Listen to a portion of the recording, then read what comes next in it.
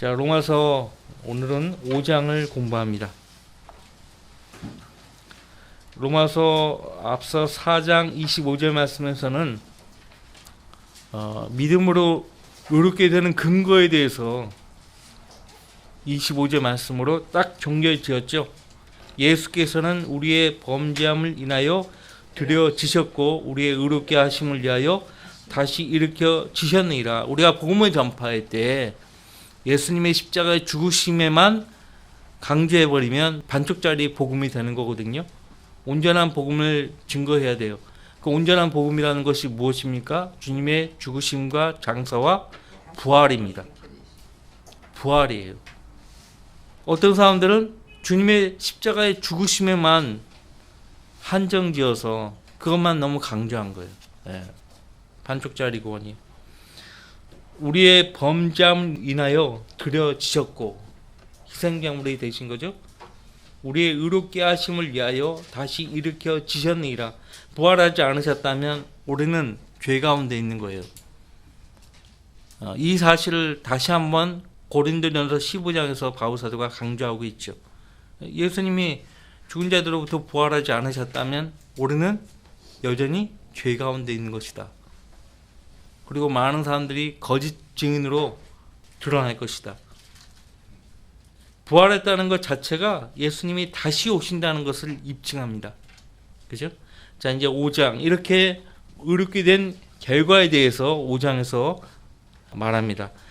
의롭게 된 다음, 의롭게 된 그 성도에게 일어나는 변화가 무엇이냐? 첫 번째는 뭐예요? 하나님과 화평을 갖는다는 거예요. 5장 1절에 그러므로 우리가 믿음으로 의롭게 되었으니, 의롭게 되었습니까? 성경은 우리가 믿음으로 의롭게 되었다라고 말씀하고 있는데 어떻게 그럴 수 있느냐 이거예요. 교만하다 이거예요. 교만하다. 응? 어떻게 죄인들이 의롭게 될 수 있느냐, 의인이 될 수 있느냐, 교만하다 이렇게 말하는 사람들이 많죠. 근데 바울 사도는 우리가 믿음으로 의롭게 되었다.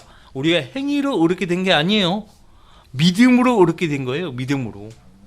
행위로 우리의 의로운 행위로 의롭게 되었으면은 그건 진짜 그야말로 교만한 거죠. 안 그래요? 교만한 거예요, 그거는. 근데 믿음으로 뭘 믿어요?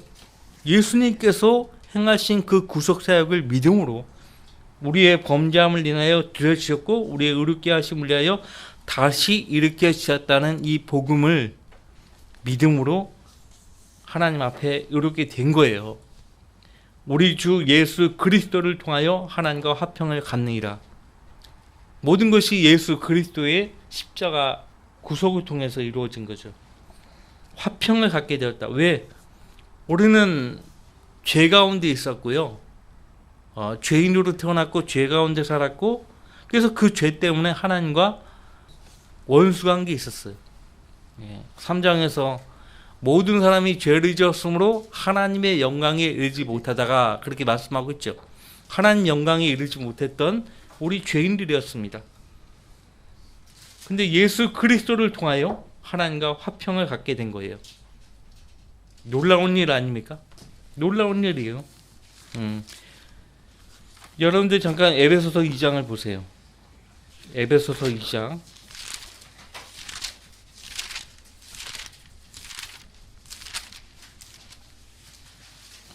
에베소서 2장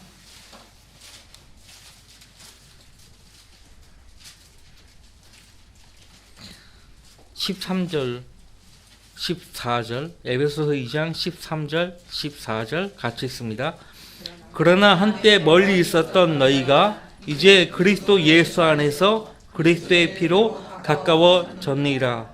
그는 우리의 화평이시니 둘을 하나로 만드셨고 우리 사이에 가로막힌 중간의 벽을 허물어 뚫으셨으며 라고 했어요. 그는 우리의 화평이시다.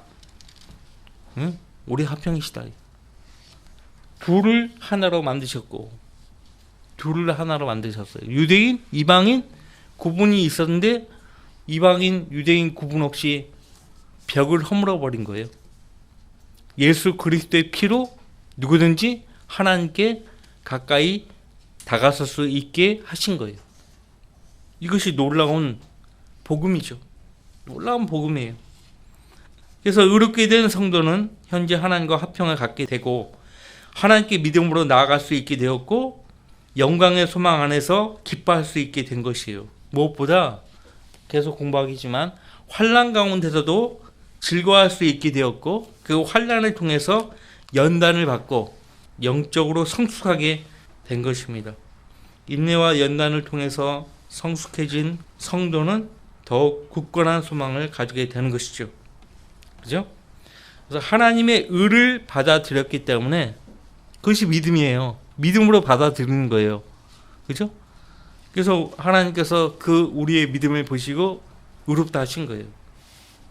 그런 사람이 하나님의 성도가 된 것이고요. 그 성도들에게 주어지는 은혜에 대해서 지금 바울사도가 첫 번째는 하나님과 화평을 갖는다라고 말했고 그 다음에 2절에 또 그분으로 인하여 우리가 서 있는 이 은혜 안에 믿음으로 나아간다라고 했어요. 모든 것이 예수 그리스도의 공로예요. 그죠? 그분을 통해서 예수 그리스도를 통하여 또 그분으로 인하여 우리가 서 있는 이 은혜 안에 예수님을 믿었기 때문에 예수님을 통해서 하나님과 화평을 갖게 되었고 예수님으로 인해서 우리가 하나님의 은혜 안에 서 있게 된 거예요. 서 있어야만 믿음으로 나아가는 거예요. 앉아 있거나 누워 있으면 어떻게 앞으로 나갈 수가 없죠. 걸어 나가려면 달려가려면 서 있어야 돼요. 근데 어디에 서 있어야 돼요? 이 은혜 안에. 우리가 서 있는 이 은혜 안에. 성도는 항상 이렇게 전진을 하려면 먼저 서 있어야 돼요. 싸우기 위해서도 서 있어야 돼요. 서 있어야 돼요. 에베소서 6장에 그리스도의 군사는 서 있죠. 우리가 어제 복음을 전했잖아요. 여러분들이 어디에 있든지 복음을 전하면 여러분들은 적진 한가운데 낙하산을 타고 침투한 군사예요, 군사. 군사라고요. 그래서 우리의 임무는 아직 끝나지 않았어요. 선교, 미션을 다른 말로 하면 임무라고 하거든요. 임무. 미션은 임무라고 하잖아요. 그러니까 우리의 임무는 아직 끝난 거 아니에요. 그래서 항상 나는 그리스도의 군사다. 그리스도의 군사다. 이 생각을 가지고 복음을 전하고 주님을 섬겨합니다. 내 임무는 아직 끝나지 않았다. 이 의식을 가져야 돼요. 믿음으로 나아가며 그 다음에 세 번째 하나님의 영광의 소망 안에서 즐거워하느니라. 그죠? 믿음이 없이는 하나님의 기쁘시게 할 수 없어요. 모든 사람은 믿음으로 하나님께 나아가는 것이에요. 그죠? 나는 길이요 진리요 생명이라. 나로 말미암지 않고는 아버지께로 올라갈 사람이 아무도 없느니라. 나로 말미암지 않고는. 그죠? 그분을 통해서 그분으로 인하여 은혜를 얻고 그 은혜 안에 서 있게 된 것이에요. 하나님의 영광의 소망 안에서 즐거워하게 되었죠. 이 하나님의 영광은요, 예수 그리스도의 초림 때는 십자가의 죽으심과 부활에 맞춰져 있었어요. 십자가의 죽으심과 부활이 영광이었어요. 그런데 이제 예수님이 이제 들려 올라가신 뒤에 그때부터는 영광의 소망이 무엇이죠? 예수 그리스도의 다시 오심이에요. 재림이에요. 그래서 바울 사도가 디도서에서 복된 소망이라고 말합니다. 골로새서 1장 27절 같이 읽습니다. 골로새서 1장 27절 하나님께서는 이들에게 이방인들 가운데서 이 신비의 영광의 풍요함이 어떠한지를 알리고자 하셨으니 이 신비는 너희 안에 계신 그리스도시요 곧 영광의 소망이라. 영광의 소망이라. 우리 안에 지금 계시는데 이분이 약속의 말씀대로 우리를 위해서 다시 오시는 거예요. 그래서 영광의 소망이라고 말씀하고 있습니다. 그래서 하나님의 영광의 소망 안에서 믿음으로 얻게 된 성도들은 즐거워하는 거예요. 나는 그렇게 기쁘지 않는데요. 나는 그렇게 즐겁지 않습니다. 아니에요. 이것은 성도 모두가 소유한 내적 소망이에요. 외적으로 누가 봐도 본인이 판단해도 즐겁지 않지만은 내적으로는 소망을 갖고 있는 거예요. 그래서 그 내적인 소망을 늘 말씀을 통해서 확인하고 발견하면 회복이 되는 거예요. 영광의 소망 안에서 즐거워하게 되는 것이죠. 그러니까 말씀 안에 있어야 돼요. 말씀을 소홀히 하면은 이런 은혜들을 누리지를 못해요. 하나님의 영광은 예수 그리스도께서 우리 위해서 다시 오실 때 나타나는 것입니다. 나타나는 것이에요. 소망이 나타난다고 되어 있어요. 아까 복된 소망 언급했잖아요. 거기 디도서 보세요.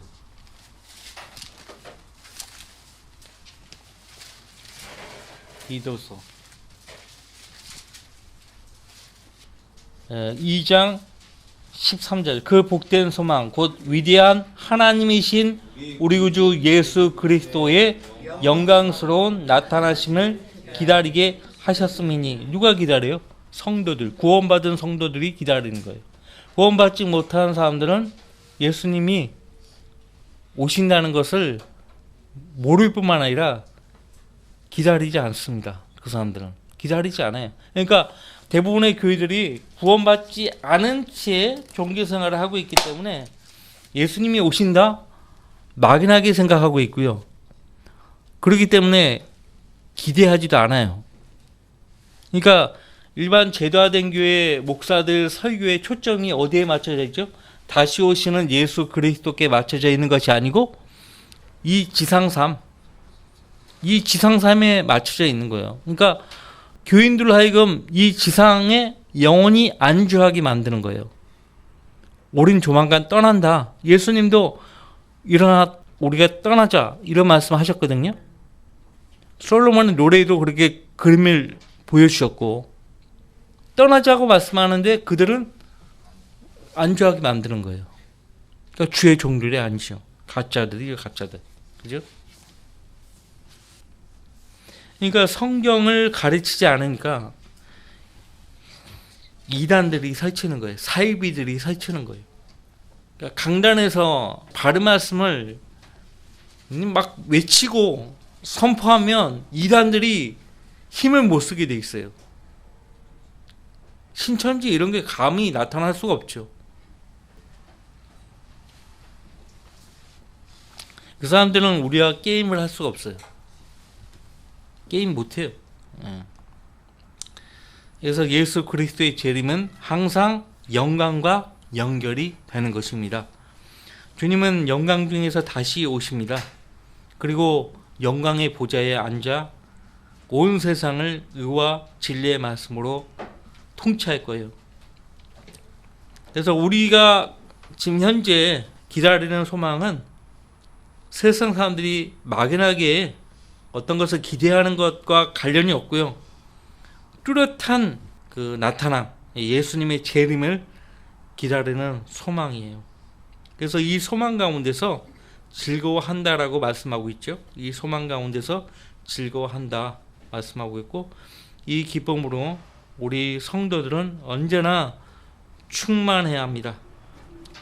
그렇기 때문에 어떠한 환난 가운데서도 즐거워할 수 있다는 것이에요. 어떠한 환난 가운데서도 즐거워할 수 있다. 3절 말씀, 이뿐만 아니라 우리가 환난 중에서도 즐거워하나니. 즐거워한다. 하나님의 영광의 소망 안에서 즐거워하고, 그렇기 때문에 우리가 이 땅에 살면서 주님을 위해서 하나님 말씀 때문에 그 받는 그 환난, 시련, 고통, 역경, 고난들 가운데서도 즐거워할 수 있다는 거예요. 무엇보다 환난 중에서 즐거워하는 실제적인 유익이 있어요. 그것은 그 3절 이후에 환난은 인내를 이루고 라고 말씀하고 있죠. 환난은 인내를 이루고. 자, 여러분들, 환난 가운데서 성도들이 즐거워할 수 있는 세 가지 이유에 대해서 말씀드릴게요. 잘 들으시고 기억해 두세요. 우리가 주를 위해서 고난을 겪을 때요, 상급이 있어요. 어떤 상급? 이를테면 야고보서 1장 12절 말씀이나 요한계시록 2장 9절 10절 말씀에 따르면 어떤 면류관을 주신다고 했어요? 생명의 면류관이에요. 그래서 시험을 견뎌내는 자들에게 생명의 면류관을 약속하셨어요. 상급이 있어요. 시련을 견뎌내면 생명의 면류관을 받는 것이에요. 그 다음에 천년왕국에서 예수님과 통치할 수 있는 그 유업을 얻습니다. 예수님과 함께 고난받은 성도들은 예수님과 함께 천년간 다스리게 되는 것이에요.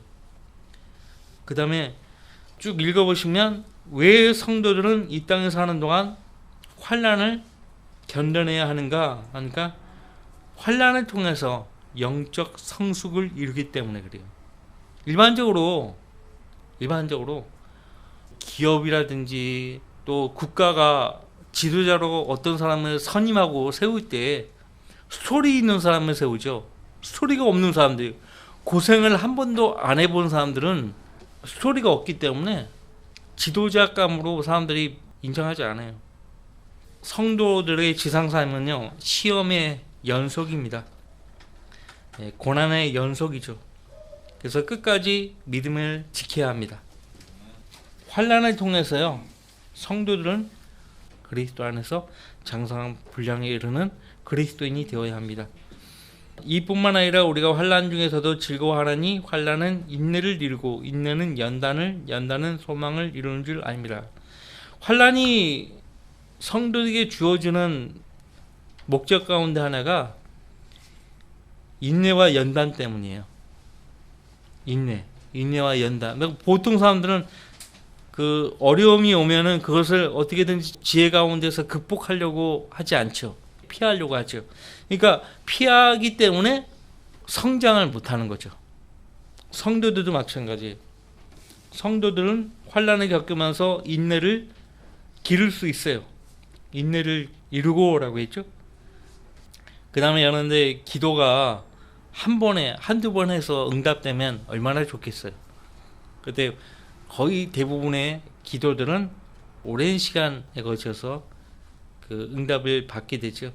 그래서 그 응답을 더디하시는 것은 하나님께서 우리를 연단하기 위함이에요. 연단하기 위해서 더디 응답하시는 거죠.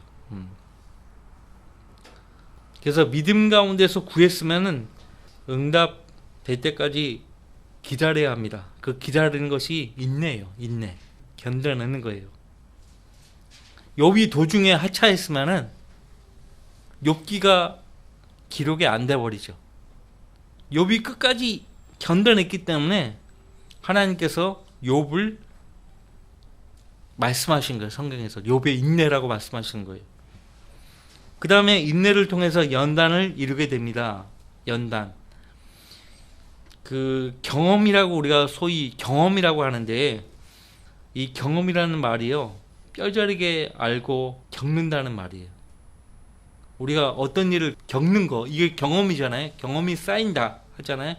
뼈저리게 알고 겪는 거, 이게 경험이거든요. 그러니까 연단은 경험을 의미합니다. 그러니까 보통 기업에서 사원들을 뽑을 때 면접을 보잖아요. 대부분 면접 때 뭘 할 수 있냐고 묻는다고. 당신에게 어떤 임무가 주어지면 당신 그 일을 해낼 수 있느냐, 그 묻는다고. 용기, 담대함, 마음가짐, 이런 것들을 확인하는 거죠. 그래서 어떤 회사에서는 대부분 경력자를 뽑잖아요. 경력자를 뽑는다는 말은 그 분야에서 그 일을 해낼 수 있는 능력을 보는 거예요. 그래서 어떤 일을 통해서요, 그 수반되는 문제들을 겪어보았는지 그것을 확인하는 거죠. 대처 능력, 이런 것들을 확인하는 거예요. 그래서 성도들은 환난들을 인내로 견뎌내고 여러 가지 경험들을 통해서 하나님께 유용한 도구로 다듬어져서 빚어지는 것입니다. 그 다음에 이 연단은 궁극적으로 소망을 이루는 줄 알미라, 그렇게 말씀하고 있죠. 소망을 이루는 줄 알미라. 인내는 연단은 소망을 이루는 줄 알미라. 아셔야 되는 거예요. 연단은 성도가 예수 그리스도께서 오실 때까지 하나님께서 예비해 놓으신 것들을 소망하게 만듭니다. 성도로서 이 땅에서 수많은 연단의 그 경험들을 가지게 되면요, 그 연단을 통해서 하늘나라를 더욱더 소망하게 되는 것이에요. 주님의 다시 오신다는 약속을 굳게 믿어야만 소망할 수 있죠.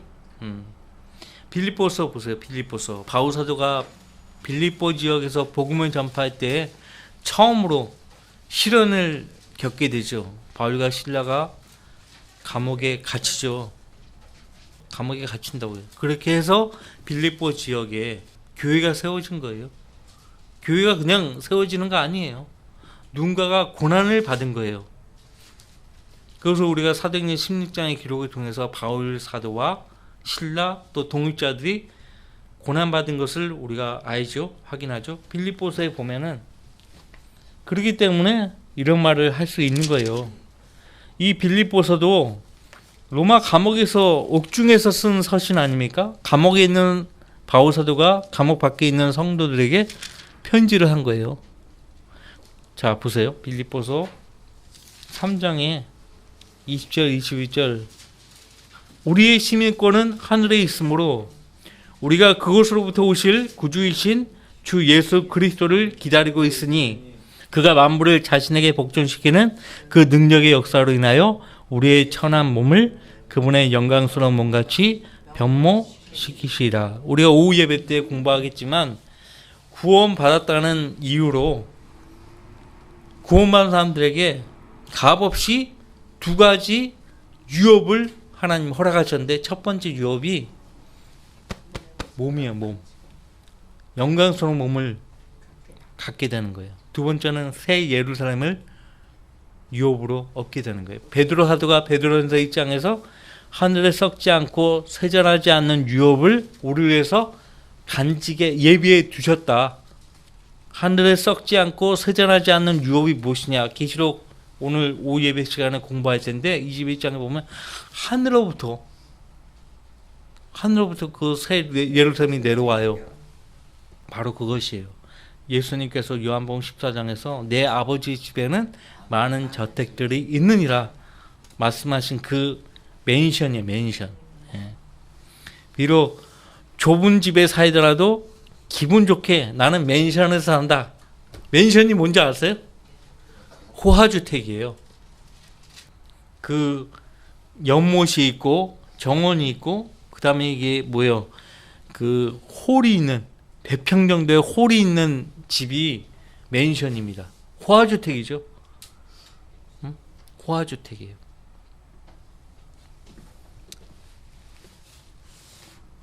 그래서 우리가 갖는 소망은 말 그대로 영원한 소망이에요. 환난과 인내, 연단과 소망 등 이러한 것이 바울 사도가 말하는 영적 성숙의 과정입니다. 과정이에요. 그러니까 성도라면 누구나 다 원치 않든 원하든 환난을 맞닥뜨리게 돼 있어요. 크고 작은 고난과 시련들을 맞닥뜨리게 되는데, 그 맞닥뜨린 그 환난, 그 고난과 역경을 어떻게 맞이하느냐. 인내로 견뎌내고 그 인내로 견뎌내서 연단을 받고, 그리고 소망을 이루고 그렇게 해야 되는데 환난 앞에서 다 무너지는 거예요. 환난 앞에서 다 무너지는 거예요. 그래서 성장을 하지 못하고 있는 거죠. 대부분의 사람들이. 그렇죠? 5장 5절 소망이 부끄럽지 않은 것은 우리에게 주신 성령에 의하여 하나님의 사랑이 우리 마음속에 부어졌기 때문이다. 소망이 부끄럽지 않대요. 예수님이 다시 오신다고 사람들 앞에서 말하고 주장하는 것이 부끄러운 일이 아니에요. 예수님이 나를 위해서 죽으셨고 부활하셨다. 이것을 증거하는 것은 부끄러운 일이 아니에요. 감옥 안에 있는 바울이 감옥 밖에 있는 디모데에게 편지를 보냈죠. 너는 나와 나의 복음을 부끄러워하지 말라. 너는 나와 나의 복음을 부끄러워하지 말라 했어요. 소망이 부끄럽지 않은 것은 우리에게 주신 성령에 의하여 하나님의 사랑이 우리 마음속에 부어졌기 때문이라. 우리에게 주신 성령에 의하여 하나님의 사랑이 우리 마음속에 부어졌기 때문이라. 언제? 우리가 구원받을 때요. 구원받을 때, 예수님을 주로 영접할 때 예수님이 성령으로 우리에게 임하시는 거예요. 성령이 우리 몸을 거처로 삼는 거죠. 성령님의 거처예요. 성령이 전인 것을 알지 못하느냐? 너희 몸이 너희가 하나님의 성전인 것을 알지 못하느냐? 알아야 되는 거예요. 그래서 성령의 전인 성도들은 그 내주하시는 성령에 의하여 하나님의 사랑이 자기 마음속에 부어졌다는 것을 알게 되는 것이에요. 놀라운 말씀 아닙니까? 성령에 의하여 하나님의 사랑이 우리 마음속에 부어졌다. 그러니까 우리 안에 하나님의 사랑이 부어져 있는 거예요. 그래서 독특한 사람이에요. 독특한 사람. Peculiar people. 이 세상 사람들이 여러분을 볼 때 독특한 거예요. 무슨 낙으로 살아요? 술, 담배 안 하고. 이 낙으로 산다 이거. 소망 가운데 즐거워하고, 응? 하나님의 영광의 소망 안에서 즐거워하고, 환난 가운데서 즐거워한다 이거예요. 그래서 우리가 성숙을 향해서 나가야 돼요. 성숙을 향해서 나가야 되고 열매를 맺어야 돼요. 베드로후서 2장 8절에 사도 베드로가 권면한 대로 이러한 것들이 너희 안에 있어 풍성해지면 그것들이 너희로 우리 주 예수 그리스도에 대한 지식에 관한 게으르거나 열매 없는 자가 되지 않게 할 것이라. 하나님의 지식, 진리의 지식은요, 그 진리의 지식을 접하면 접할수록 겸손해지게 돼 있어요. 지식을 잘못 접한 사람은 교만하죠. 자기가 기동량으로 안 그 지식을 가지고 막 사람들을 지배하려고 하고 가르치려고 하고 막 그런다고요. 다음 주에 이어서 공부하죠.